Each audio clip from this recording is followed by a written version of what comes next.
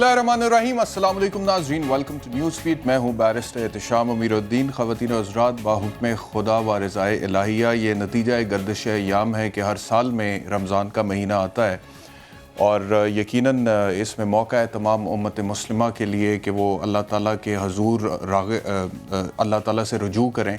और यकीनी तौर पे ये महीना हमारे लिए बाइस रहमत भी है, बाइस मग़फ़िरत भी है और बाइस बरकत भी है। तो आप सबको रमज़ान मुबारक। उसके बाद आते हैं अब आज की करंट अफेयर्स के हवाले से गुफ्तगू करते हैं। मैं ये देख रहा था कि फेडरल गवर्नमेंट जो है उन्होंने 9 मई तक स्मार्ट लॉकडाउन का ऐलान किया है, जबकि सिंध की हुकूमत ने लॉकडाउन का ऐलान किया। यानी कि एक तरफ स्मार्ट लॉकडाउन की इस्तिलाह का इस्तेमाल हो रहा है, दूसरी तरफ सिर्फ लॉकडाउन की इस्तिलाह का इस्तेमाल हो रहा है। फेडरल गवर्नमेंट ने मसाजिद को खुला रखने के हवाले से फ़ैसला लिया है। उन्होंने कहा है कि कुछ गाइडलाइंस हैं उनको फॉलो किया जाए और मसाजिद में नमाज तरावी भी हो, नमाज जुमा भी हो। लेकिन सिंध गवर्नमेंट ये कहती है कि सिर्फ जो इंतज़ामिया है मसाजिद की वो वहाँ पर नमाज अदा करेगी, चाहे नमाज तरावी है, नमाज जुमा है। इसी तरह ताजरों को लेकर भी पॉलिसी में फ़र्क है। सबसे पहले आपको दिखाते हैं कि खान साहब ने कल कोरोना के हवाले से क्या कहा, ये सुनिए। प्राइम मिनिस्टर साहब का जो पॉइंट ऑफ व्यू है, मुझे तो वो यही समझ आता है कि वो ये कहते हैं कि पूरा लॉकडाउन भी कर दें, एब्सोल्यूट लॉकडाउन भी कर दें, उसके बावजूद कोरोना जो है वो पाकिस्तान में फैलेगा ही फैलेगा। इस वजह से हमें एब्सोल्यूट लॉकडाउन नहीं करना चाहिए। मेरे ख्याल में उनकी अप्रोच ये है कि जो नेचुरल इम्यूनिटी है पाकिस्तान के लोगों में वो बढ़नी चाहिए और हेल्दी लाइफस्टाइल होना चाहिए, जिस तरह से डेनमार्क की गवर्नमेंट की ये पॉलिसी है और उन्होंने लॉकडाउन की तरफ नहीं गए। लेकिन बाकी हमने देखा कि ओवरऑल जहाँ पर भी कोरोना फैला है वहाँ पर लॉकडाउन को ज़्यादा तरजीह दी गई है। तो प्राइम मिनिस्टर की ये पॉलिसी है। आगे बढ़ते हैं जी। मैं आपको दिखाता हूं कि DGISPR ने आज जो प्रेस कॉन्फ्रेंस की उसमें एक तरफ तो उन्होंने भारत की शरंगेजी का जिक्र किया लाइन ऑफ कंट्रोल पे, लेकिन दूसरी तरफ कोरोना के हवाले से भी बात की। क्या बात की ये भी सुनिए। DGISPR ये कह रहे थे कि हमें शदीद एहतियात की ज़रूरत है और दूसरी तरफ डॉक्टर्स जो हैं वो लगातार तीसरा दिन है प्रेस कॉन्फ्रेंसेस कर रहे हैं और गवर्नमेंट से इल्तिजा कर रहे हैं, उलमाए किराम से इल्तिजा कर रहे हैं, रिक्वेस्ट कर रहे हैं कि जो लॉकडाउन है उसके हवाले से अपनी पॉलिसी को दोबारा आप कंसिडर करें, उस पर नज़रसानी करें। मसाजिद के हवाले से जो गाइडलाइंस के साथ आपने इजाज़त दी है बाजमात नमाज की, उसके हवाले से नज़रसानी करें। आज भी कराची में लेडी डॉक्टर्स ने प्रेस कॉन्फ्रेंस करते हुए क्या कहा, ये सुनिए। ये प्रेस कॉन्फ्रेंस के दौरान एक और लेडी डॉक्टर थी, वो आबदीदा भी हो गई और आबदीदा होकर उन्होंने ये कहा कि हमारे घर वाले हमें ये कहते हैं कि नौकरी छोड़ दें क्योंकि बहुत ज़्यादा ख़तरा है और हमें चलो अपनी जान की परवाह तो नहीं है लेकिन हमें हमारी फैमिलीज़ की जानों की परवाह तो है। तो इस वजह से प्लीज़ आप हमारे साथ कोऑपरेट करें। अगर हम नौकरी नहीं छोड़ रहे हैं, फ्रंट लाइन पर लड़ रहे हैं, फ्रंट लाइन वॉरियर्स हैं, कोरोना को शिकस्त देने में सामने खड़े हैं, तो आप लोग भी हमारे साथ कोऑपरेट करें। अच्छा, आगे चलते हैं जी। वर्ल्ड हेल्थ ऑर्गेनाइजेशन जो है उसने पाकिस्तान के हवाले से स्पेसिफिकली कुछ ट्वीट्स किए हैं, वो भी आपसे शेयर करते हैं, बड़े इंपॉर्टेंट है। एक ट्वीट है जी, आपकी स्क्रीन्स पर आप देख सकते हैं। उसमें वर्ल्ड हेल्थ ऑर्गेनाइजेशन ये कहता है जी, without effective interventions there could be an estimated 200K plus, यानी कि 2 लाख से ज़्यादा केसेस हो सकते हैं पाकिस्तान में मिड जुलाई तक, अगर प्रॉपर तरीके से इफेक्टिवली इसको कंट्रोल नहीं किया जाता सिचुएशन को। The impacts on the economy could be devastating, economy पे, मईशत पे जो इसके असरात होंगे वो तबाहकुन होंगे। Doubling the number of people living in the poverty, यानी कि जो लोग खतरे गुर्बत से नीचे पाकिस्तान में रह रहे हैं उनकी तादाद दुगनी हो सकती है। We must act in solidarity with a coherent coordinated approach, हमें सॉलिडारिटी के साथ यानी कि यकजहती के साथ आगे बढ़ना होगा। मजीद एक और ट्वीट है WHO की तरफ से पाकिस्तान के हवाले से, वो भी मैं आपसे शेयर करता हूँ। उसमें कहा है जी कि कोविड-19 is a real threat to Pakistan. Mitigating its impact depends upon having a coordinated and coherent approach. यानी कि कोविड-19 जो है वो पाकिस्तान के लिए एक बहुत बड़ा थ्रेट है, एक रियल थ्रेट है और इसको अगर हमने कम करना है इसके असर को पाकिस्तान में, तो फिर एक कोहेरेंट अप्रोच जो है यानी कि यकसुई के साथ एक यूनिफाइड अप्रोच जो है उसको पाकिस्तान को अडॉप्ट करना पड़ेगा। लेकिन हमने आपको दिखाया थोड़ी देर पहले कि फेडरल गवर्नमेंट की अप्रोच डिफरेंट है और प्रोविंशियल गवर्नमेंट जो सिंध में है उनकी अप्रोच डिफरेंट है। यानी कि WHO जो कोहेरेंट अप्रोच की बात कर रहा है, कम से कम पाकिस्तान में हमें वो नज़र नहीं आ रही है। तो बुनियादी तौर पर आज का प्रोग्राम जो है वो कोरोना के हवाले से, लेकिन उससे पहले कल जब prime minister of Pakistan live telethon कर रहे थे और तमाम बड़े चैनल्स के कुछ एंकर्स भी वहाँ पर मौजूद थे, उस तकरीब में तकरीबन 55 करोड़ रुपया इकट्ठा हुआ प्राइम मिनिस्टर फंड में जो कोरोना से लड़ने के लिए पैसा इकट्ठा किया जा रहा है। वहाँ पर आखिर में मौलाना तारिक जमील साहब ने खिताब भी किया, दुआ भी की। एक आध उसका क्लिप मेरे पास है, वो आपको दिखाता हूँ और फिर उस पर थोड़ी सी बात करके आगे हम कोरोना पे चलेंगे। اس سٹیٹمنٹ کا جو دوسرا حصہ تھا وہ تو بالکل ٹھیک تھا کہ کسی بھی قوم کے لیے جھوٹ، بددیانتی، حرام رزق جو ہے وہ اس کو تباہ کر دیتا ہے. لیکن جو پہلا سٹیٹمنٹ تھا جس میں مولانا یہ کہہ گئے جذبات کی رو میں بہہ کر کہ پوری دنیا کا میڈیا جھوٹا ہے، بشمول پاکستان کا پورا میڈیا جھوٹا ہے، تو اس سے اب وہ ریٹریکٹ کر گئے. میں دیکھ رہا تھا تھوڑی دیر پہلے ایک نجی ٹیلی ویژن کے ایک پروگرام میں 2 سینئر اینکر پرسنز کے ساتھ وہ تھے ٹیلی فون لائن پر، اور انہوں نے کہا کہ میں سرنڈر کرتا ہوں، میں معذرت کرتا ہوں، میں اپنے الفاظ واپس لیتا ہوں، مجھ سے غلطی ہوگی، میری زبان پھسل گئی تھی. تو یہ مولانا صاحب کا تھا. لیکن اس پہ میں کیونکہ جب اب مولانا صاحب نے ویسے ہی کہہ دیا کہ میں سرنڈر کرتا ہوں، تو میں اس پہ بالکل تھوڑی سی بات کر کے آگے بڑھ جاؤں گا. جو مولانا نے سٹیٹمنٹ پاس کیا تھا، دیکھیں اچھے برے لوگ ہر جگہ پر ہوتے ہیں. اگر میں یہاں پر بیٹھ کر یہ کہوں کہ میڈیا میں سارے فرشتے بیٹھے ہوئے ہیں تو ہرگز ایسا نہیں ہے. میڈیا میں بھی اچھے لوگ ہیں، برے لوگ بھی ہیں. سیاست میں بھی اچھے سیاستدان بھی ہیں، برے سیاستدان بھی. علماء میں بھی اچھے علماء بھی ہیں اور برے علماء بھی ہوں گے. بہت سارے ایسے لوگ ہیں جو مذہب کا لبادہ اوڑھ کر دین کو ایکسپلائٹ کرتے ہیں. لیکن اگر میں ایک جنرلائز سویپنگ سٹیٹمنٹ پاس کر دوں علماء کے حوالے سے کہ تمام علماء جو ہیں وہ برے ہیں یا تمام علماء جو ہیں وہ مصلحت پسندی کا شکار ہیں، تو وہ غلط بات ہوگی نا. میں تو ایسے نہیں کہہ سکتا. تو مولانا سے صرف یہ غلطی ہوئی میرے حساب سے کہ انہوں نے تمام تر میڈیا کے حوالے سے ایک سٹیٹمنٹ پاس کیا. اور دوسرا سٹیٹمنٹ جو انہوں نے ایک چینل کے ایک مالک کے حوالے سے پاس کیا، جس میں انہوں نے کہا کہ انہوں نے مجھے کہا کہ جھوٹ تو بند ہو سکتا ہے، ادارہ تو میرا بند ہو سکتا ہے لیکن جھوٹ نہیں بند ہو سکتا. تو میں سمجھتا ہوں کہ ان کا نام لے لیں. میں بھی مولانا طارق جمیل سے مطالبہ کرتا ہوں، کیونکہ جتنے بھی ٹیلی ویژن چینلز ہیں اور ان پر بیٹھے ہوئے جتنے بھی اینکرز ہیں، رپورٹرز ہیں، پروڈیوسرز ہیں، سب کی کریڈیبلٹی سٹیک پر لگ گئی ہے نا کہ پتہ نہیں کون سا چینل ہے، کون سا مالک ہے، کون سے اینکرز ہیں جو اس ادارے میں کام کرتے ہیں. تو اگر مولانا سچ بول رہے ہیں تو پوری سچ گوئی سے کام لیتے ہوئے ان کا نام بھی لے لیں، تو میرے خیال میں یہ کنفیوژن جو ہے وہ دور ہو جائے گا. دوسری بات میں یہ کہوں کہ یہ جو کام ہم یہاں پر بیٹھ کر کرتے ہیں، یقین مانیے یہ اتنا آسان کام نہیں ہے.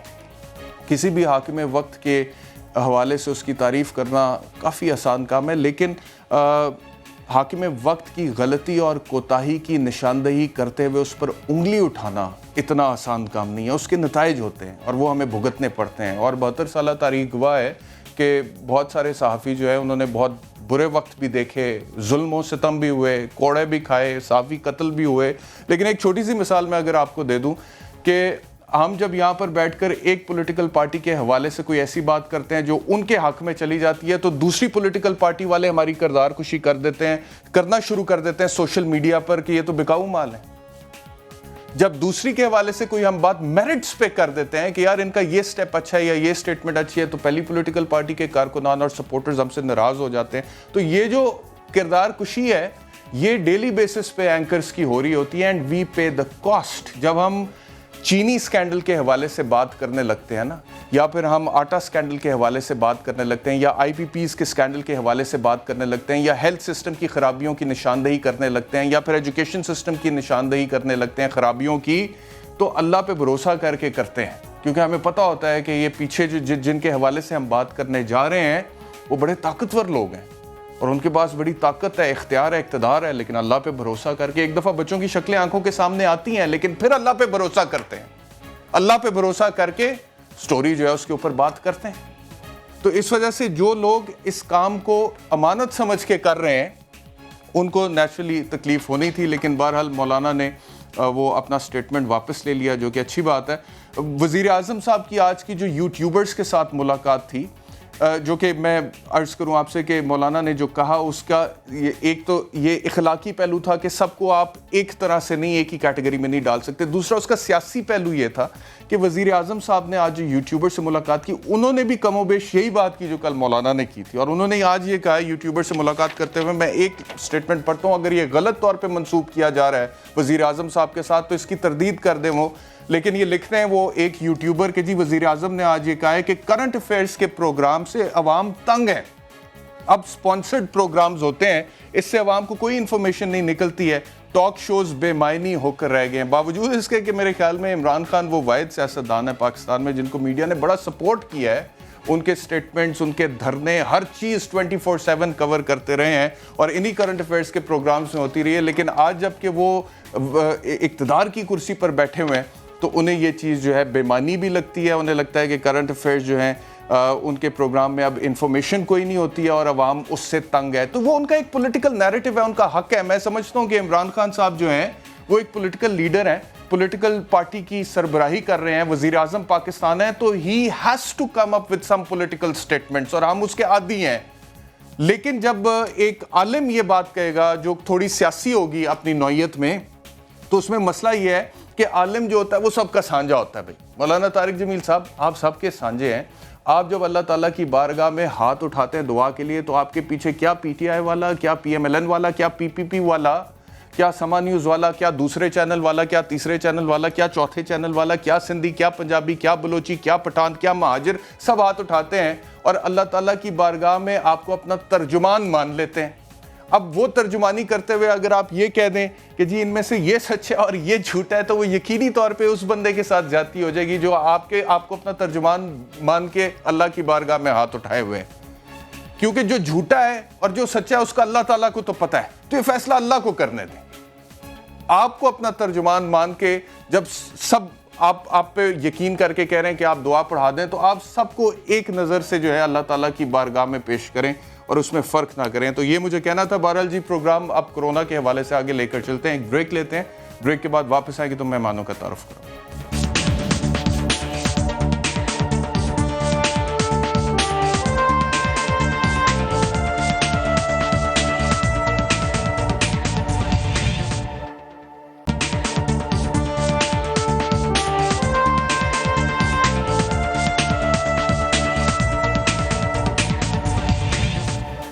Welcome back to News Beat. جی ہمارے ساتھ ہیں ڈاکٹر عبدالباری صاحب, جنہوں نے پریس کانفرنس کی تھی کراچی میں. کچھ ڈاکٹرز نے, یہ بھی اس پریس کانفرنس کا حصہ تھے. اور ہمارے ساتھ تاجر برادری کی طرف سے جو ان کے نمائندے ہیں جمیل پراچا صاحب, وہ بھی ہیں. دونوں سے گفتگو کا آغاز کرتے ہیں. ڈاکٹر باری صاحب, سب سے پہلے مجھے یہ بتائیے گا سر کہ آپ لوگ لگاتار, میں نے دیکھا کہ ڈاکٹر برادری جو ہے وہ پریس کانفرنسز کر رہی ہے اور گورنمنٹ کو یہ کہہ رہی ہے کہ اپنی پالیسی پر نظر ثانی کریں. علماء کرام بھی اپنی پالیسی کے حوالے سے نظر ثانی کریں. کراچی میں بھی ہوا ہے, لاہور میں بھی ہوا ہے.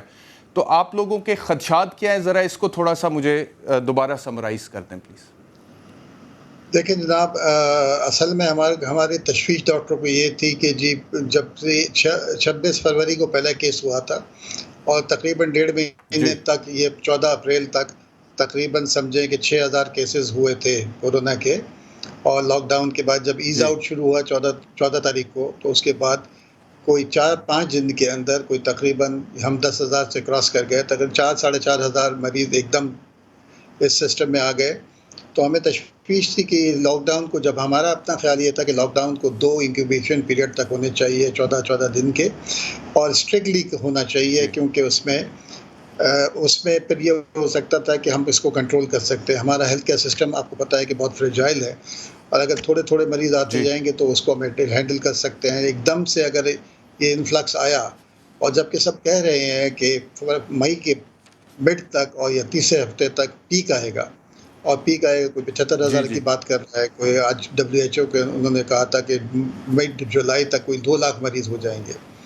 اور پھر ہماری آپ کو پتہ ہے کہ انٹینسو کیئر کی کیپیسٹی بھی کم تھی.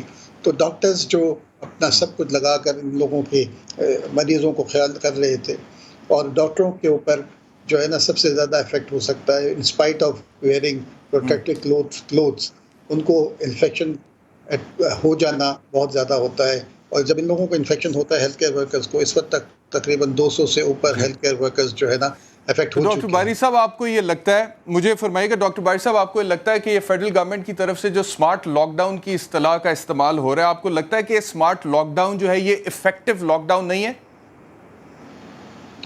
دیکھیں, اسمارٹ لاک ڈاؤن ایک ہوتا ہے, اور وہ اس وقت ہوتا ہے جب آپ ایک بہت اسٹرکٹ لاک ڈاؤن کرتے ہیں. اسٹرکٹ لاک ڈاؤن کرنے کے بعد آپ جو ہے نا پھر اس کے بعد ہاٹ اسپاٹس کو, ایریاز کو آئیڈینٹیفائی کرتے ہیں, اور پھر اس کے بعد اس کی پلاننگ ہوتی ہے کہ کس طریقے سے آپ ایز آؤٹ کریں گے اور کس طریقے سے اس کو. اور اس دوران آپ جب اسٹرکٹ لاک ڈاؤن کرتے ہیں تو آپ اپنے آپ کو پریپیئر کرتے ہیں, جس میں آپ کی کیپیسٹی, ٹیسٹنگ کی کیپیسٹی کو بلڈ کرتے ہیں, آپ کے اپنے آئسولیشن سینٹرز کو بڑھاتے ہیں, اور آپ اپنی جو انٹینسو کیئر کی کیپیسٹی کو بڑھاتے ہیں, اور پھر اس کے بعد اس میں جاتے ہیں. ٹھیک.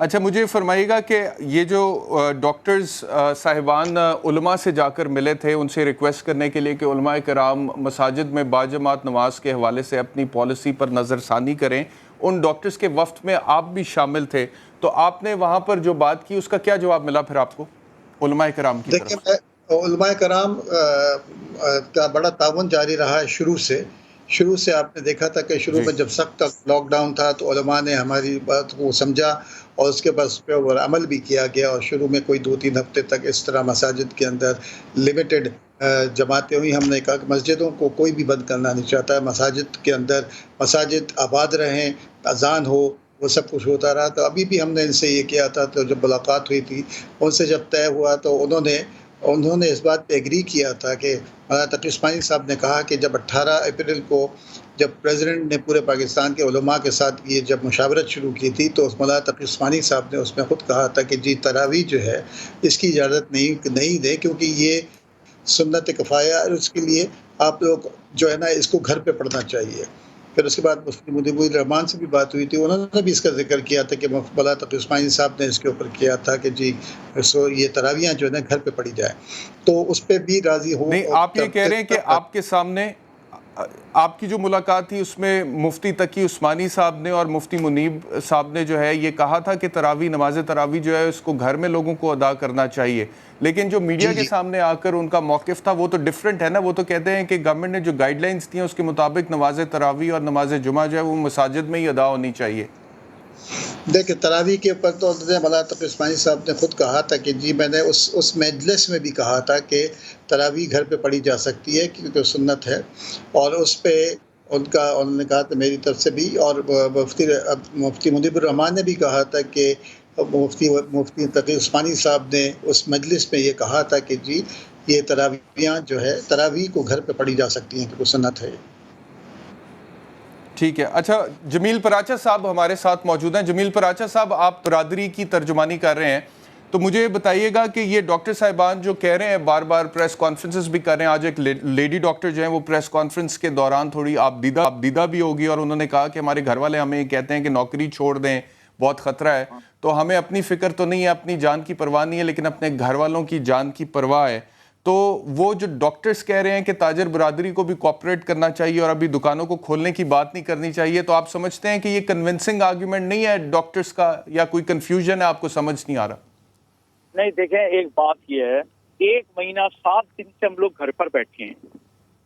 1 مہینہ 7 دن سے گھر پر بیٹھ کے کتنا چھوٹا تاجر کتنا اسٹرگل کر سکتا ہے آپ یہ بتائیں. جہاں اس کے پاس روٹی کا مسئلہ آ گیا، جہاں اس کے پاس خوراک کا مسئلہ آ گیا، اس کے گھروں پہ فاقے ہونے لگے ہیں، تو یہ کیا اتنا اس کو چلا سکتا ہے چھوٹا تاجر؟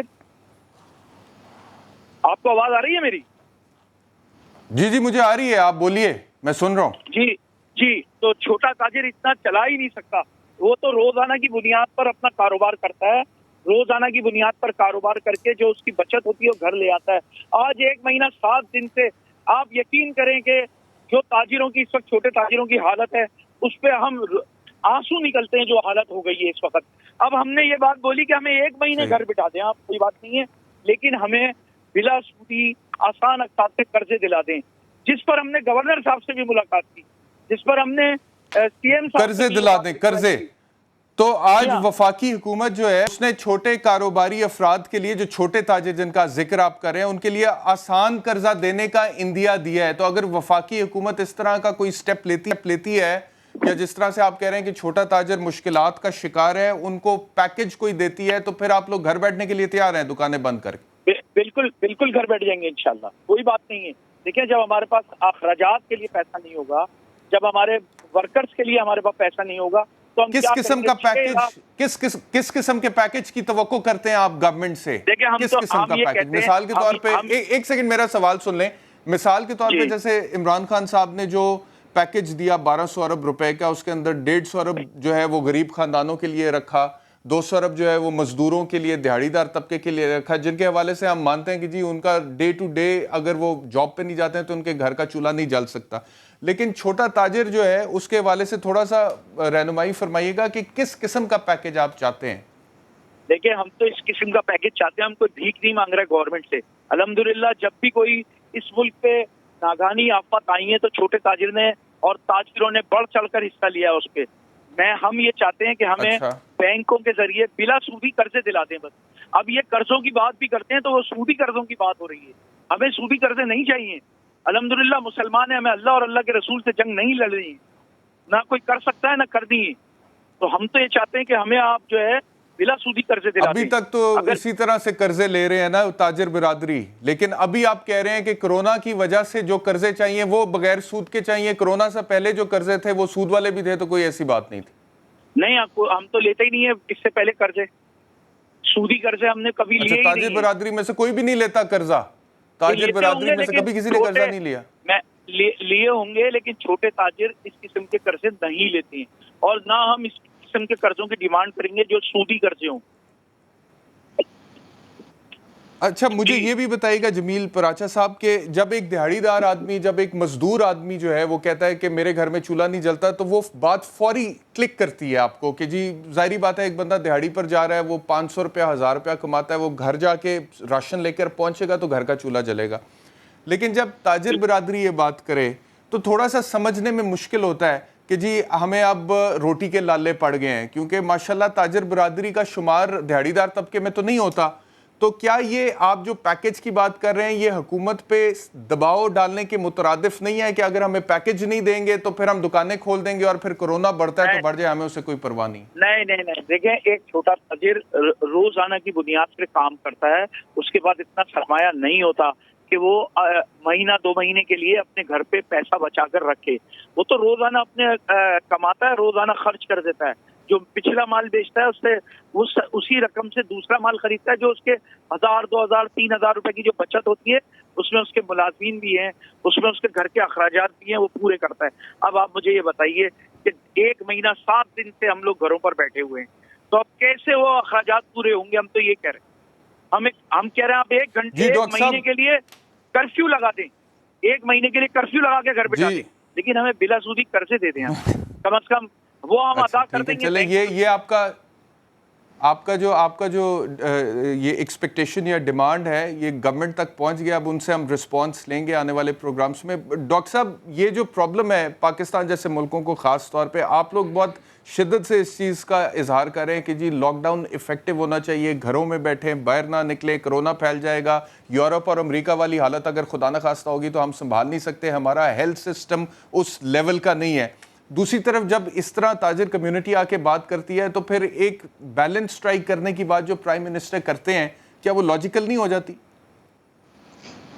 देखिए बैलेंस तो डेफिनेटली हम उसके मुखालिफ में नहीं है, और जैसे पराचा साहब कह रहे हैं हुकूमत को देखिए आउट ऑफ बॉक्स सोल्यूशन लेके आनी होती है। आउट ऑफ बॉक्स सोल्यूशन ये होती है कि जैसे डेली वर्कर्स को आपने जो है ना, डेली वेजर्स को आपने कोई 12 अरब रुपए का रिलीफ दिया, उनको जो पैसे दिए गए, और इनकी डिमांड बिल्कुल ठीक है सर, इनको इंटरेस्ट फ्री लोन क्यों नहीं मिल सकता और होना चाहिए। देखें ये आउट ऑफ बॉक्स सोल्यूशन है। देखें आपको ये एक दो लोग हैं, कुछ लोग हैं जिनकी माशियात का मसला है, उनको घर चलने के मसले हैं, उसमें वो लोग हैं जो कि डेली वेजर्स हैं, जो कभी भी कमा नहीं सकेंगे, मतलब उनके लिए एक रिलीफ पैकेज आया, उनको एक डोनेशन वो दिया गया, रिलीफ दिया गया। और कुछ लोग जो है वो ये कह रहे हैं कि हम तो इसको वापस कर देंगे कर्जे को, लेकिन ये इंटरेस्ट फ्री होना चाहिए, और बिल्कुल सही है। तो इस किस्म की सोल्यूशन आने चाहिए। ये नहीं हो सकता कि देखें आप जो है ना उसको खोलें भी, दुकानों को खोलेंगे, जब दुकानों को खोलेंगे भी तो उसमें यही होगा कि जी लोगों का रश होगा। हमें जो लोगों को जमा नहीं होना चाहिए, हमारा मकसद ये है कि लोग जमा ना हो ताकि ये फैले नहीं।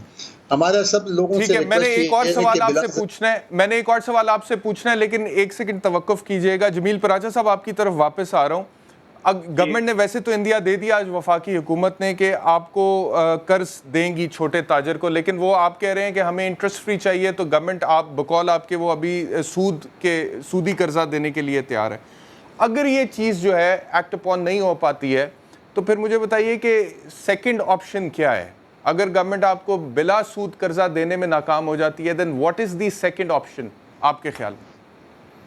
सर फिर इसी तरह होगा कि लोग कोरोना से नहीं मरेंगे, भूख से मरना शुरू हो जाएंगे। भूख और अफलास इस शहर का मुकद्दर बन जाएगा।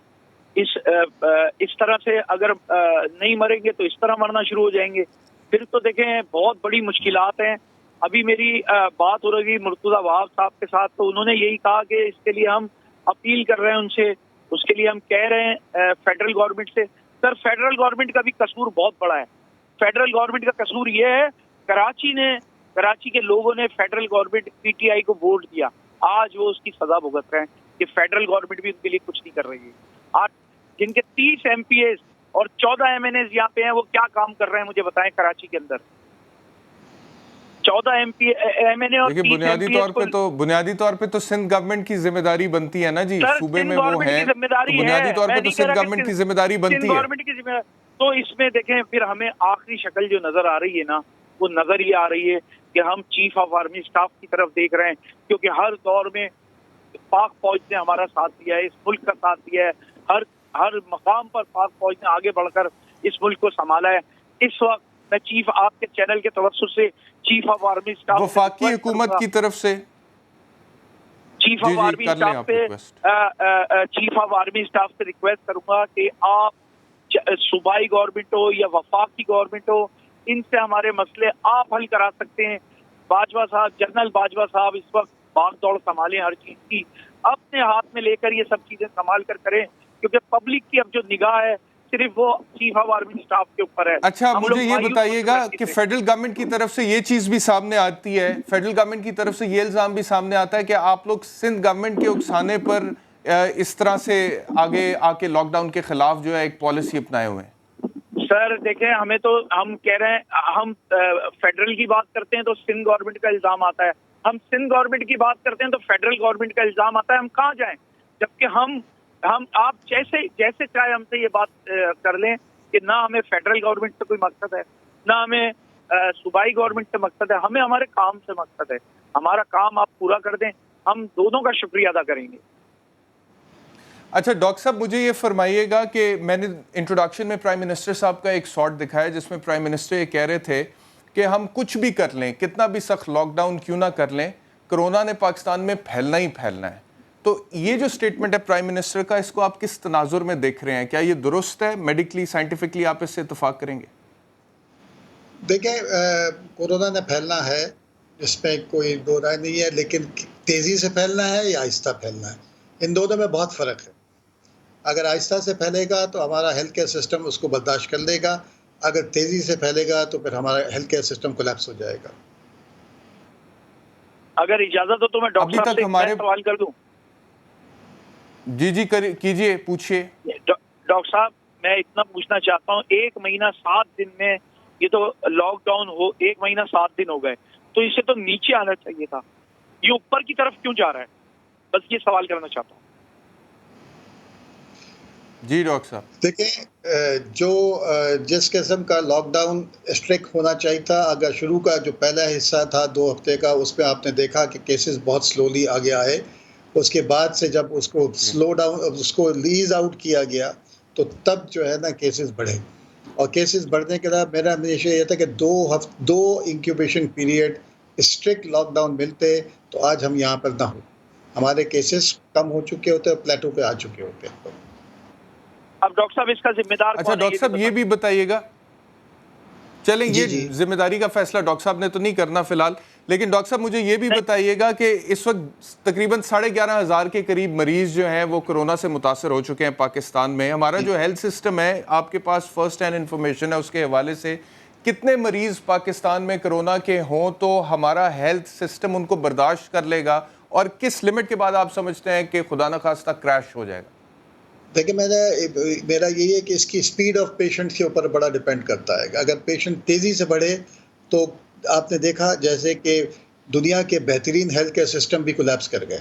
आप अमेरिका को देख लें, चाहे आप यूके को देख लें, इटली को देख लें, स्पेन को देख लें, ये स्पीड ऑफ पेशेंट की जो मुतासर होने का स्पीड वो बड़ी इंपॉर्टेंट है। स्लोली अगर हो तो आपका सिस्टम इसको सस्टेन कर सकता है। और जब आप लॉकडाउन करते हैं तो उसका सिर्फ ये नहीं हो रहा होता कि आप मरीज़ों को लोगों को बंद कर दिया, आप उस दौरान अपनी प्रिपरेशन कर रहे होते हैं, आप टेस्टिंग कैपेसिटी को बढ़ा रहे होते हैं, आप ICUs बना रहे होते हैं, आप आइसोलेशन सेंटर्स बना रहे होते हैं, ताकि अगर जब भी, क्योंकि देखें हम सब जानते हैं कि अनलिमिटेड टाइम के ऊपर लॉकडाउन नहीं हो सकता है।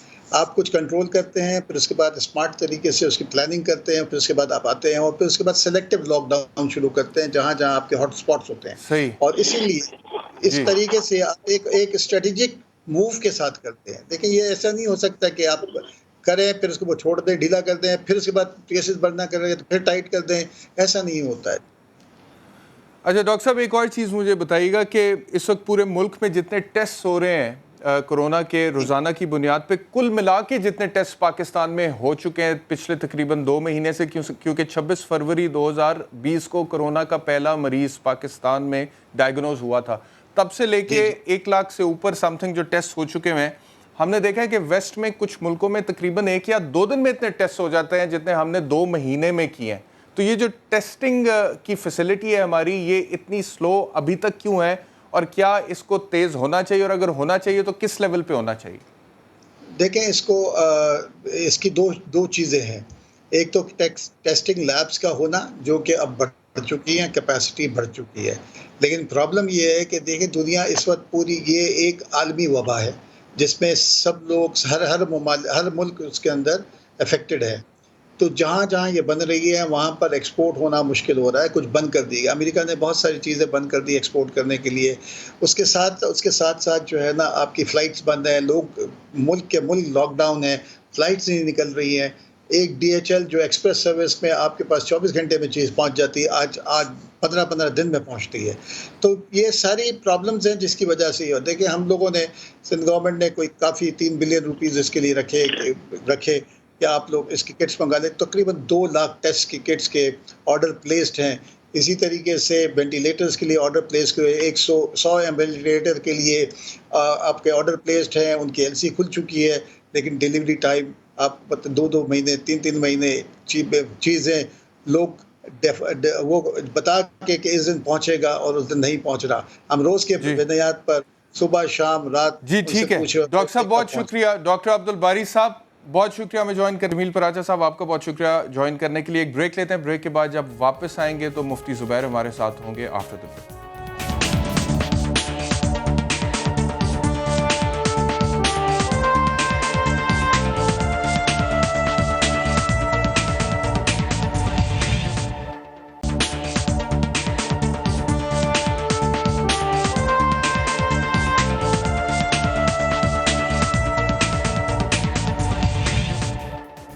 Welcome back to News Beat. Mufti Zubair Sahab نے ہمیں جوائن کیا. مفتی صاحب بہت شکریہ ہمیں جوائن کرنے کے لیے. اس سے پہلے کہ میں آپ سے پہلا سوال پوچھوں مفتی صاحب, CM سندھ مراد علی شاہ صاحب نے آج مساجد میں باجماعت نماز کے حوالے سے جو پالیسی بنائی ہے اس کے حوالے سے کیا کہا, یہ آپ کو سناتا ہوں, ذرا سنیے.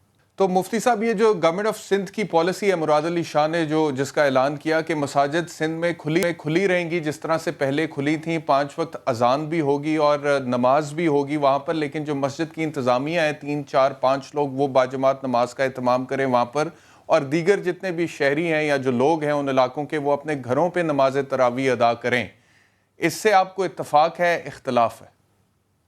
بسم اللہ الرحمن الرحیم, نحمدہ و نصلی علی رسول الکریم, اما بعد. گزارش یہ ہے کہ ہم ڈے 1 سے ریاست کے ساتھ میں کھڑے ہیں, احتیاطی تدابیر اختیار کرنے کی باقاعدہ کمپین چلا رہے ہیں. اس مہم میں ہم نے ریاست کا, حکومت کا ساتھ دیا ہے, مسلسل دیتے آئے ہیں. کہیں تصادم اور مزاحمت کا واقعہ پیش آیا, میں آپ کے سامنے بیٹھا ہوں, ریکارڈ پر موجود ہے, میں نے اس کو کنڈیم کیا. ٹکراؤ کی شکل اختیار نہ کی جائے, حکومت وقت کی بات کو مانا جائے, ریاست کے ساتھ تعاون کیا جائے. وبا مسلک کو نہیں دیکھ رہی, مذہب کو نہیں دیکھ رہی, سارے کے سارے لوگ احتیاطی تدابیر اختیار کریں. DG ISPR صاحب نے باقاعدہ علماء کو اپریشیٹ کیا ہے اور یہ کہا ہے کہ علماء کا کردار قابل تعریف ہے. آگاہی پھیلانے میں علماء بھرپور کردار ادا کر رہے ہیں. تو ریاست کے ساتھ تعاون کی جو آپ نے بات کی ہے مفتی صاحب, جو ریاست کے ساتھ تعاون کی آپ نے بات کی ہے, تو جو مراد علی شاہ اپنے صوبے کے حوالے سے پالیسی بنا چکے ہیں اور جس کا اعلان کر چکے ہیں, اب اس پالیسی جو انہوں نے اناؤنس کر دی, آپ تعاون کریں گے گورنمنٹ آف سندھ کے ساتھ اور صرف 3 سے 4-5 لوگوں کی باجماعت نماز کا اہتمام کیا جائے گا مساجد میں سندھ میں؟ جی, یہ آپ نے سوال ریپیٹ کیا ہے, میں اپنی بات کمپلیٹ کر دوں. میں یہ عرض کر رہا تھا کہ یہ ہم سارے کا سارا تعاون کرتے آئے تھے. اب میرا آپ سے مختصر سوال یہ کہ 4 دن پہلے صدر مملکت فیڈریشن کی علامت پاکستان کے صدر صاحب نے علماء کو بلایا, مشترکہ اعلامیہ جاری کیا, با آواز بلند انہوں نے ایک شق پڑھ کر کے سنائی اور وزیر اعظم پاکستان نے اگلے دن پھر میٹنگ بلائی. صدر صاحب نے، وزیر اعظم پاکستان نے ڈاکٹرز اور علماء کو آن بورڈ کرنے کے بعد ایک باقاعدہ SOP جاری کر دی. اب میرا سوال یہ ہے کہ ہم کیا کریں؟ ہم اس SOP پہ عمل کریں یا نہ کریں؟ اس کے بارے میں ارشاد فرما دیں. صبح رات کو بند کرو، میں آپ سے عرض کروں مفتی صاحب، مفتی صاحب جی کیا صورتحال ہے؟ دوسری گزارش یہ ہے، مفتی صاحب آپ میرے سے سوال کرنے یہ اس کا جواب لے لیں ذرا، میرا ایک کامنٹ لے لیں پھر آگے چلتے ہیں. مفتی صاحب اس کو ختم کرنا چاہیے، آگے چلتے ہیں، اس پہ کامنٹ لے لیں. مفتی زبیر صاحب یہ جو آپ نے بات کی نا کہ ڈاکٹر عارف علوی صاحب صدر مملکت سے تمام علماء کرام کی میٹنگ ہوئی اور اس میں پھر چند گائیڈ لائنز طے پا گئیں، وہ بالکل ٹھیک بات ہے آپ کی، آپ صحیح فرما رہے ہیں. اور یہ بھی بات ٹھیک ہے کہ صدر مملکت وفاق کی علامت ہے، پر ایٹ دا سیم ٹائم آئینی طور پہ، قانونی طور پہ عارف علوی صاحب جو صدر ہیں ان کے پاس ایگزیکٹو اتھارٹی یا ایڈمنسٹریٹو اتھارٹی نہیں ہے، نہ سندھ میں نہ پورے پاکستان میں. وہ ایگزیکٹو اور ایڈمنسٹریٹو اتھارٹی مراد علی شاہ صاحب کے پاس ہے جو اس وقت وزیر اعلیٰ سندھ ہے. تو جس کے پاس وہ اتھارٹی ہے وہ جو پالیسی دے رہا ہے اس صوبے میں تو وہی قانون بن رہا ہے نا، یا وہی پالیسی بن رہی ہے. تو آپ اس کو فالو کریں گے یا پھر صدر مملکت جو ایک سیریمونیل آفس ہے جن کے جو وفاق کی علامت ضروری ہے ان کے پاس ایگزیکٹو اتھارٹی نہیں ہے، اس کو فالو کریں گے؟ برائے کرم یہ بتائیے جب ایگزیکٹو اتھارٹی صدر مملکت کے پاس نہیں تھی کیوں علماء کو جمع کیا ہے؟ کیوں گورنر سندھ کے پاس ویڈیو لنک کے ذریعے سے میٹنگز کی ہیں؟ کیا وزیر اعظم پاکستان کے پاس بھی ایگزیکٹو اتھارٹی نہیں ہے؟ میں عرض کرنا چاہتا ہوں ہم ٹکراؤ کی طرف نہیں جانا چاہتے. گزارش صرف اور صرف یہ ہے پہلے حکومتی تضاد کو ختم کیا جائے. جی ایگزیکٹو اتھارٹی وزیر اعظم صاحب کے پاس ہے اور چیف منسٹرز کے پاس ہے. وزیر اعظم پاکستان صدر نے مملکت وزیر اعظم پاکستان نے بھی صدر مملکت کے اس SOP کو منظور کیا ہے اور اس کو اپریشیٹ کیا ہے. اگلے ہی دن انہوں نے اپنے انٹرویو کے اندر، وہ ریکارڈ پر تقریر موجود ہے، اور انہوں نے کہا کہ یہ پولیس کیا حرکتیں کرتی ہے. یہ حرکتیں کا لفظ بھی وزیر اعظم پاکستان صاحب نے ٹھیک کہہ رہے ہیں، وہ بھی آپ ٹھیک کہہ رہے ہیں، یہ بھی آپ سچ بول رہے ہیں. تو اب جب ایگزیکٹو آپ صحیح کہہ رہے ہیں کہ وزیر اعظم نے، بریگیڈیئر صاحب گزارش میری بات سن لیجئے، میری بات سن لیجئے، میری بھی بات سن لیجئے. بنتا ہے وہ یہ کہ آپس کا حکومتی تضاد ختم کیا جائے، اسٹیٹ کنفیوژن سے باہر آئے. دیکھیں وہ نہیں ختم ہو سکتا نا مفتی صاحب، آپ خود جانتے دو ہیں کہ سن لیجئے ختم نہیں ہو مفتی سکتا صاحب تو سن پھر لیجئے، اس کا اعتراض عوام اور علماء پہ نہ کیا جائے. میری بات تو سن لینا مفتی صاحب. دیکھیے وفاق میں پاکستان تحریک انصاف کی حکومت ہے، سندھ میں پاکستان پیپلز پارٹی کی حکومت ہے، اور یہ دونوں روایتی حریف ہیں سیاسی طور پہ. دونوں کا اپنا اپنا ایک پولیٹیکل ویژن ہے اور اس کے مطابق وہ پالیسی بنا رہے ہیں. اب اگر PTI کی حکومت سندھ میں ہوتی پھر تو بات آپ کی بالکل ٹھیک تھی کہ آپ کی ان کے ساتھ گائیڈ لائنز طے ہو گئی تھی اور اس کے مطابق سندھ پہ بھی اسی کا اطلاق ہونا چاہیے تھا. لیکن PTI کی حکومت نہیں ہے سندھ میں پاکستان پیپلز پارٹی کی حکومت ہے، اور جو وہ پالیسی بنا رہے ہیں اسی پالیسی کو فالو کرنا ضروری ہے آئین اور قانون کی روح سے. تو اب اس صوبے میں 18ویں ترمیم کے بعد یہ اگر ان کا اختیار ہے تو آپ اس اختیار کو کیا نہیں مانیں گے؟ پھر آپ مجھ سے یہ کیوں زبان سے کہلوانا چاہتے ہیں نہیں مانیں گے؟ میں آپ سے پوچھوانا چاہتا ہوں وزیر اعظم کی بات مانیں یا نہ مانیں؟ ذرا آپ ہمیں یہ تو بتا دیں نا. PTI سیاست وزیر اعظم کا اختیار، مساجد کو کیوں ڈالا جا رہا ہے؟ سیاسی جنگ میں مساجد کو کیوں ڈالا جا رہا ہے؟ ہاں سندھ میں نہیں ہے نا، سندھ میں ایڈمنسٹریٹو اتھارٹی ان کے پاس نہیں ہے وزیر اعظم صاحب کے پاس، سندھ میں نہیں ہے. ٹھیک ہے، اب آپ یہ فرمانا چاہتے ہیں کہ ہم وزیر اعظم کی بات نہ مانیں؟ ہم اسلام آباد نہیں، وزیر اعظم کی بات وہاں پر مانے جہاں پہ ان کے پاس ایگزیکٹو اتھارٹی ہے. وزیر اعظم کی بات وہاں پر مانیے جہاں پر ان کے پاس، سن لیجئے مفتی صاحب، ایڈمنسٹریٹو اتھارٹی جہاں پہ وزیر اعظم صاحب کے پاس ہے وہاں پہ ان کی بات مانیے. جہاں پر دوسری پارٹی کی حکومت ہے اور دوسری پارٹی کا CM ہے وہاں پر وہ پالیسی ہے. اور یہ جو جامعہ ازہر کی طرف سے فتویٰ آیا کہ تمام مساجد کے حوالے سے اختیار ریاست کو ہوگا، تو وہ ریاست جو ہے وہ کیا فیصلہ کر نہیں سکتی ہے مساجد کے حوالے سے بھی اگر باقی جگہوں کے حوالے سے کر سکتی ہے؟ جس طرح سے سعودی عربیہ میں ہم نے دیکھا مسجد الحرام اور مسجد نبوی میں بھی نماز تراویح کے حوالے سے امام اعظم نے وہاں پہ، ان کے جو مفتی اعظم ہیں انہوں نے کہا کہ گھروں میں پڑھیں، اور گورنمنٹ کا بھی یہی فیصلہ ہے. تو یہاں پر کیا اس کا اطلاق نہیں ہو سکتا اس فتوے کا؟ جامعہ ازہر نے یہ کہا ہے کہ PTI کی جو گورنمنٹ ہو اس کو نہ مانو اور پھر پارٹی کی گورنمنٹ کو مان لو. جامعہ ازہر نے یہ کہا ہے کہ پروونشل اور سندھ کا الگ صوبے کا الگ سے بات اس کی مانو اور اس کی نہ مانو. برائے کرم یہ سوال علماء سے بنتا ہی نہیں ہے. بہت لجاجت کے ساتھ بار بار ہم یہ کہہ رہے ہیں کہ اسٹیٹ کنفیوژن سے باہر آ جائے. ہم تعاون کرنا چاہتے ہیں, ہم ریاست کے ساتھ میں کھڑا ہونا چاہتے ہیں. اچھا دوسری بات, آپ مجھے یہ بتائیے, آپ کو خود بھی تو عجیب سا فیل ہو رہا ہوگا نا, پی ٹی آئی اور پیپل پارٹی, مساجد کا معاملہ یہ ہوتا ہے کیا مسجدوں کے اندر ہم پیپل پارٹی اور پی ٹی آئی یہ بات کرنا؟ ہم تو کہتے ہیں ریاست کو قوت نافذہ ہے. کل رات میں نے باقاعدہ شہاب پوپل زئی صاحب کی میں نے کنڈیم کیا ہے, شہاب پوپل زئی صاحب کو میں نے کنڈیم کیا ہے کہ کوئی ضرورت نہیں ہے, جائز نہیں ہے شہاب پوپل زئی صاحب کے لیے کہ ریاست کی کمیٹی کے باوجود کوئی ایک آدمی فرد واحد چاند کا اعلان کرے. ہم let the court decide, let the government decide. اب یہ تضاد میڈیا ہم سے بار بار پوچھتا ہے تو ہم یہ کہنا چاہتے ہیں. اچھا آپ جب یہ کہنا چاہتے ہیں تو پھر جب میں آپ کے سامنے وزیر اعظم صاحب کی بات رکھتا ہوں, جب میں آپ کے سامنے صدر صاحب کی بات رکھتا ہوں, اگلی گزارش اور ہے, وہ یہ ہے کہ یہ بتائیے اچھا میری بات سن اجازت لیجئے, دی گئی تھی, یہ جو آپ نے کہا دی گئی تھی, اس ایس او پی کے لیے جس طرح سے علماء کو جمع کیا گیا تھا, ممانعت کے لیے بھی علماء کو اس طریقے سے جمع کیا گیا؟ کیا علماء کو اس طریقے سے اعتماد میں لیا گیا؟ پاکستان جب ایس او پی دی جا رہی تھی تو سب کو جمع کیا گیا. مفتی صاحب سن لیجئے, آپ نے کہا نا کہ یہ جو اختلاف ہے پی ٹی آئی کا اور پاکستان پیپلز پارٹی کا, اس میں مساجد کو کیوں لا رہے ہیں؟ بدقسمتی سے اب اگر ایک اختلاف ہے اور وہ ایک پریکٹیکل ریالٹی ہے تو اس کا کیا کریں؟ اختلاف تو ہر جگہ پر ہے نا. آپ دیکھیں تو اس اختلاف تو بطور قوم بھی ہمارے اندر ہے, سیاسی طور پہ اور مذہبی طور پر بھی آ جاتا ہے. کوئی کسی مسلک سے تعلق رکھتا ہے, کوئی کسی مسلک سے تعلق رکھتا ہے. تمام مساجد میں بھی ایک پالیسی فالو نہیں ہوتی, یہ بھی ہمیں پتہ ہے. تو اختلاف کو برداشت کر کے ہی ہم نے ایک دوسرے کے ساتھ کوآپریٹ کر کے چیزوں کو ممکن بنانا ہے نا.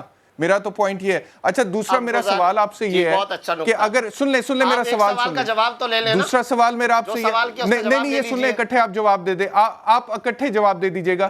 مفتی منیب الرحمان صاحب, مولانا فضل الرحمان صاحب, تقی عثمانی صاحب, جو پابندیاں خود اپنے اوپر انفرادی سطح پر لاگو کر رہے ہیں کہ ہم گھروں میں نماز تراویح ادا کریں گے, وہ پابندیاں اجتماعی سطح پر لاگو کرنے کی حوصلہ افزائی کیوں نہیں کر رہے ہیں؟ یہ میرا دوسرا سوال ہے آپ سے. ٹھیک ہے, اب میں جب جواب دوں گا تو آپ بیچ میں بولیں گے تو نہیں نا؟ نہیں بالکل نہیں. جی اب میری گزارش یہ ہے کہ مفتی منیب الرحمان اور مفتی تقی عثمانی اور مولانا فضل الرحمان صاحب اس معاہدے کی پاسداری کر رہے ہیں جو صدر اور وزیر اعظم کے ساتھ طے ہوا. اس میں لکھا گیا ہے کہ 50 سال سے زیادہ والے افراد مسجد میں نہ آئیں. انہوں نے عہد کو پورا کرنا ہے, عہد کو پورا کرتے ہوئے وفا پیمان کرتے ہوئے, چونکہ ان کی عمریں 50 سال سے زیادہ ہے, اور یہ وضاحت مفتی منیب الرحمان اپنے لیٹر ہیڈ پر دے چکے ہیں کہ میری عمر اس وقت 75 سال ہے, مفتی تقی عثمانی صاحب مدد ذلہم کی عمر 78 برس ہے. لہذا اس معاہدے ایس او پی قانون کے مطابق وہ مسجد میں نہیں آ سکتے. وہ اس وعدے کی پاسداری کر رہے ہیں, آپ کو اپریشیٹ کرنا چاہیے. جہاں تک 50 سال سے کم والوں کا تعلق ہے, وہ کہہ رہے ہیں کہ چونکہ ایس او پی کے اندر طے کیا گیا ہے جس میں ڈاکٹروں کو, علماء کو آن بورڈ لیا گیا, وزیر اعظم پاکستان نے اگلے دن پھر میٹنگ کر کے بار میٹنگز کر کے اس کو اپریشیٹ کیا ہے, اس لیے وہ خود مساجد میں نہیں آئیں گے لیکن 50 سال سے کم والے آئیں گے, کیونکہ وعدہ اور ایگریمنٹ اور قانون یہی ہے, باقاعدہ معاہدہ یہ کیا گیا ہے. جہاں تک آپ نے اختلاف کا کہا ہے تو محترم ایک بات آپ کو معلوم ہونی چاہیے, سیاسی جماعتوں میں اختلاف ہونا چاہیے, ریاست میں اختلاف نہیں ہونا چاہیے. اس کی نقصان دہ اثرات یہ سامنے آتے ہیں, گورنمنٹ کے اندر, اسٹیٹ کے اندر نہیں ہونا چاہیے. اگلی گزارش میں ایک اور کرتا ہوں, آپ نے فرمایا اختلاف کے باوجود بھی کچھ برداشت کیا جائے, چلیں ٹھیک ہے, یہ بھی ہم کرتے ہیں. اب میں آپ سے گزارش کرنا چاہتا ہوں, صرف ایک مؤدبانہ گزارش, اس پر تو آپ ساتھ دیں گے نا کہ یہ بٹن دباؤ اجازت, بٹن دباؤ اجازت ختم, یہ طریقہ کار تو مناسب نہیں ہے نا. آپ علماء کو کم از کم آن بورڈ کر لیں, مشاورت کر لیں, کوئی ایمرجنسی پیدا ہو گئی, ہم ریاست کو پہلے بھی ساتھ دے رہے تھے, ہم اب بھی تعاون کرنے کے لیے تیار ہیں, اور وزیر اعلیٰ سندھ صاحب کے ساتھ بھی تعاون کرنے کے لیے تیار ہیں. علماء کو اعتماد میں لے لیں. آخری سوال آپ سے, یہ آپ نے کہا کہ 50 سال سے زیادہ عمر ہے, کیونکہ مفتی منیب صاحب کی بھی اور مفتی تقی عثمانی صاحب کی اس وجہ سے ان کے اوپر اس کا جو گائیڈ لائنز آئی ہیں ان کا اطلاق ہوتا ہے. لیکن ہمیں سٹیٹسٹکس یہ بتاتے ہیں, ڈاکٹر ظفر مرزا صاحب جو سٹیٹسٹکس دیتے ہیں وہ یہ بتاتے ہیں کہ پاکستان میں ٹوٹل نمبر آف کرونا کے جو پیشنٹس ہیں ان میں زیادہ تر تعداد نوجوانوں کی ہے. اب کیا کریں؟ جی مشیر صحت صاحب اس ایس او پی کے بنانے میں اور ڈاکٹرز آن بورڈ تھے، کیوں نہیں بولے؟ WHO کے باقاعدہ تو قوانین پھر کیا کو کسی سامنے مسئلے رکھا کا گیا۔ شکار ہو گئے ہیں یہ لوگ؟ آپ کے خیال میں کسی مجھے مسئلے نہیں کا معلوم، شکار تو نہیں ہوگی مشترکہ حکومت؟ کنسنسس نہیں گھبرا تو نہیں گئی آپ لوگوں سے؟ کنسنسس ہوا ہے، نہیں ایسی کوئی بات نہیں ہے، ہم نہیں چاہتے اچھا۔ کہ کسی سے کوئی گھبرائے، مل جل کر کے اس مرض سے بچاؤ حاصل کرنا ہے۔ ہم وزیر اعلیٰ سندھ صاحب کے ساتھ بھی تعاون کرنا چاہتے ہیں، لیکن دیکھیں لوگوں کا ذہن بنانا پڑتا ہے۔ مسجدوں میں صفوں کے ٹیپ لگا کر نشانات لگائے جا رہے ہیں، 2 دن نہیں گزرتے اب بند کر دو۔ ارے بھائی یہ بٹن دبانے سے نہیں ہوگا۔ فرنٹیئر، قصبہ، بنارس، پختون علاقے کہاں جا کر کے عمل؟ ہم چاہتے ہیں خود حکومت کے احکام مذاق نہ بن جائیں، آن بورڈ کر لیں، سارے علماء کو لے لیں، ہم تعاون کرنے کے لیے تیار ہیں۔ جی وقت بالکل ختم ہو گیا۔ Thank you very much for coming to the, اور انشاءاللہ پھر بھی دوبارہ آپ کو شو میں لیں گے تاکہ اس چیز کا کوئی حل نکلے تھرو ڈسکشن، اور جاتے جاتے بس اللہ تعالیٰ سے دعا ہے کہ اللہ تعالیٰ اس بیماری کو جلد ہمارے اوپر سے ختم کرے اور ہماری مساجد کو آباد رکھے، آمین۔ انشاءاللہ کل آپ سے دوبارہ ملاقات ہوتی ہے، اپنا خیال رکھیں۔